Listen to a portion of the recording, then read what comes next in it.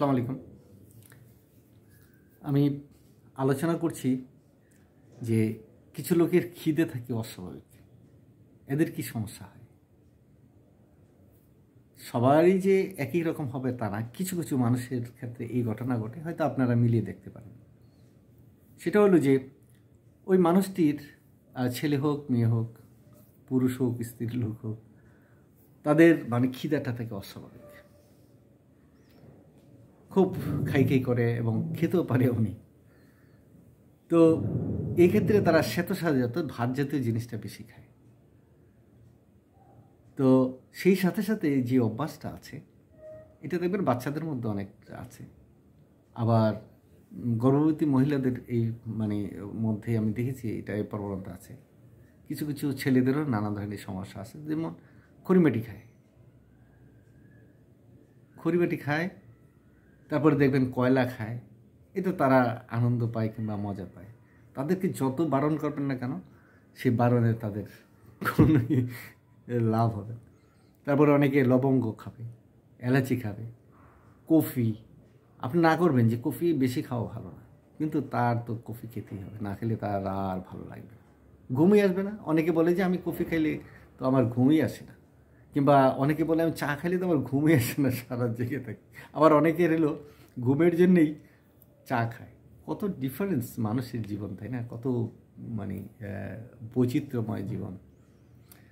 এগুলো যখন স্টাডি করি, হোমিও আসলে একটা স্টাডির বিষয়। মানুষের স্বভাব, তাসির, গঠন, তার গতি, প্রকৃতি, এগুলো নিয়ে যখন গভীরভাবে পর্যালোচনা করি এবং বইগুলো যখন পড়ি, মনে হয় যে আসলে একটা সমুদ্র, এবং খুব মজা লাগে। আমি প্রতিদিন 1-2 পাতা হলেও আমি পড়ি। আমার ঘরে অনেক লাখখানিক টাকার উপরে বই আছে। তো আমি সেই বইগুলো নেড়েচেড়ে এক এক সময় এক একটা বই পড়ি, নতুন নতুন জিনিস পাই। তখন খুব আনন্দ লাগে যে এটা তো এটার সাথে মিলে গেল, অমুকের সাথে মিললো, কিংবা আমার সাথে মিললো, আমার ছেলের সাথে মিললো, কিংবা মেয়ের সাথে মিললো, নাতিনের সাথে মিললো, এরকম। তখন খুব আনন্দ লাগে। ওই ওষুধগুলো দেওয়ার পরে দেখে যে হ্যাঁ ভালো, কারণ আমি আমার নিজের আত্মীয় স্বজনকে তো আগে দিই, আমার মাকে দিই, তাই না? তো সেখানে খুব উৎফুল্ল হয়। মাকে দেওয়ার পরে মা তোমার এই ওষুধ খুব কাজে, আলহামদুলিল্লাহ খুব ভালো আছে। তো একটু শান্তি লাগে, তৃপ্তি লাগে। এই তৃপ্তির জন্য আমি মূলত এই হোমিও চর্চাটা করি। কারণ আমি পাশ করে ডাক্তারও বটে। তো যাই হোক, তারপরে অনেকে দেখবেন চা না খেয়ে চায়ের গুঁড়া মুখের মধ্যে দিয়ে চাপাবে, কারণ এতে সে শান্তি পায়। কাঁচা চায়ের গুঁড়া সে দিবে। তারপরে টক জিনিসে খুব পছন্দ। যত টক হবে তার দাঁত টকবে না। কিন্তু আমি একটা আম, কাঁচা আম যদি একটু টক থাকে, সেটা দিলে আমার দাঁত টকে যায়, অর্থাৎ কোনো কিছু খেতে গেলে অস্বস্তি লাগে। তো তারপরে যেটা সহজে হজম হবে না, সে জানে যে এটা হজম হবে না, কিংবা তার প্রবলেম হয়, আমাশয় হয়ে যায়, পাতলা পায়খানা হয়ে যায়, পেট গুড়গুড় করে, কিন্তু তারপরও সেটা ছাড়বে না, খাবে।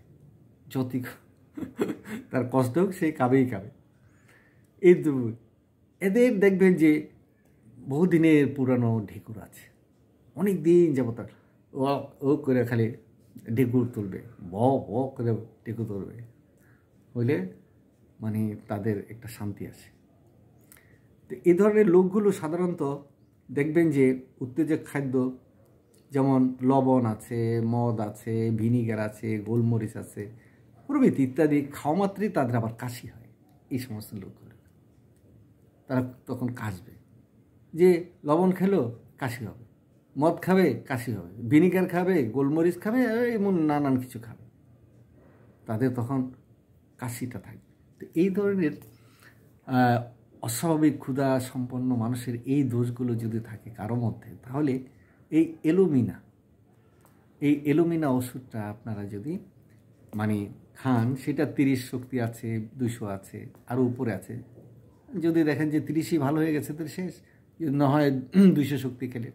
আর এগুলো তো বেশি দিন খেতে হয় না, অ্যালোপ্যাথির মতন দীর্ঘদিন খেতে হয় না।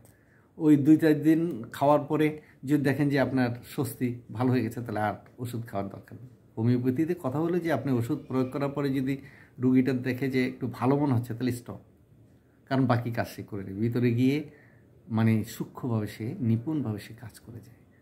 এই জিনিসগুলো আপনাদের যদি মনে থাকে, অথবা একজন ভালো ডাক্তারের কাছে যাবেন, অবহেলা করবেন না। শরীর সবচেয়ে বড় শক্তি, শরীর সুখেরও একটা বড় উৎস, শান্তির, আনন্দের, উল্লাসের বড় উৎস। আপনি যত সুস্থ থাকবেন ততই আপনি ভালো থাকবেন এবং সবার সাথেও আপনি সুন্দরভাবে আচরণ করতে পারবেন। ধন্যবাদ, ভালো থাকবেন সবাই।